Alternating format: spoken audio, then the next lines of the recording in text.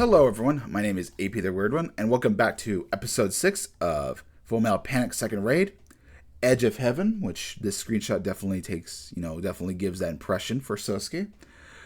This episode is a very, it's development heavy for sure, but it's not a very action-packed episode, and it has a lot more good character moments. Good episode overall. Though there are, I guess, some things I would sort of critique. Let's get into one of the more. I want to discuss the animation for this episode and things that I take notice about Kyoto. So one thing I think Kyoto really masters is like a more peaceful lighting, or like when there's more darkness than actual light. They seem to really master that really well. And even in like sunsets, when Kamina and Sosuke are kind of talking, they really got that really well mastered. That's where their expertise in. That seems where like the animation style really is like full effect. Like that's where their god hand is at work. So I do like that moment. I just wanted to touch on that. But let's go overall with what develops. So beginning episode, Bruno does confess to he's working for a group called Amalgam, which is a combination of mercury and a foreign substance. That's kind of what it means. The torture was a bit lackluster because Tessa and Callahan are watching this, and Callahan says like at the beginning, he said like this guy's gonna probably not be very breakable or whatever, and then he breaks super easily after getting his finger snapped, and I'm like, I thought there was gonna be like worse. Like when we see the beginning of the episode, he just gets punched a little bit, and then he gets his fingers broken in, and I'm like, is that all? Like, I thought there would be like more torture, like fingernails ripping out, something else. I don't know. It felt very lackluster, like for making this guy, bring up this guy seem like, oh, he's gonna not snap very well. Like he's super snappable. I don't know. Bit of a weird moment. And then kind of following that, we get to the decision where Tessa and Callahan are talking to his commander, Colonel, and saying it's time for Callahan to Sosuke to come home.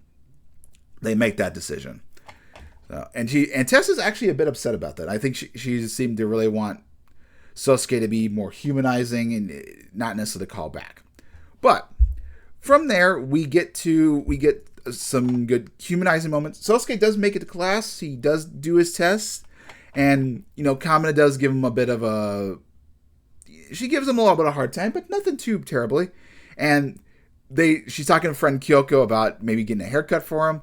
And he kind of agrees, and he's really trying to be human.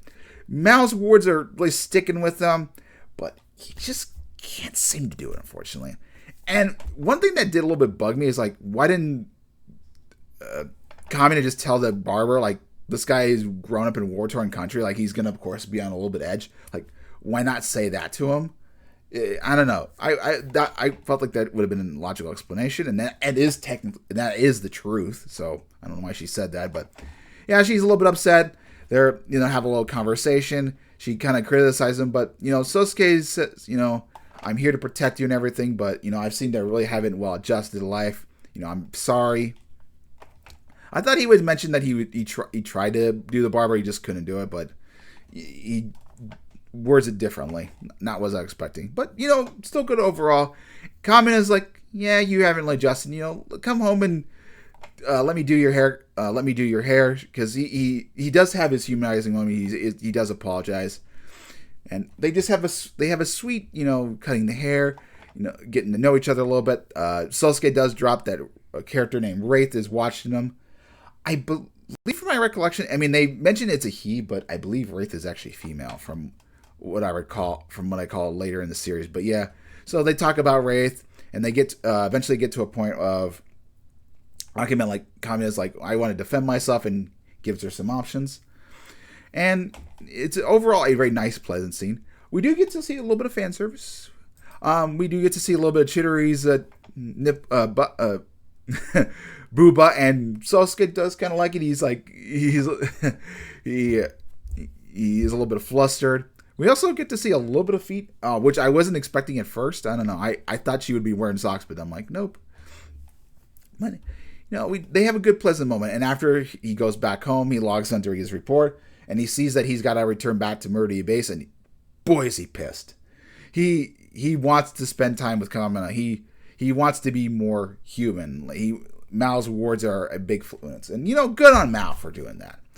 But there is another development. We do get to see that the Yu Fang sisters are sick and tired of working gate. And this was determined in the last episode, but they decide to make their move. They decide to steal a couple of shadows, or at least just one shadow at least. And they're going to go after Sosuke because they want to avenge their sensei.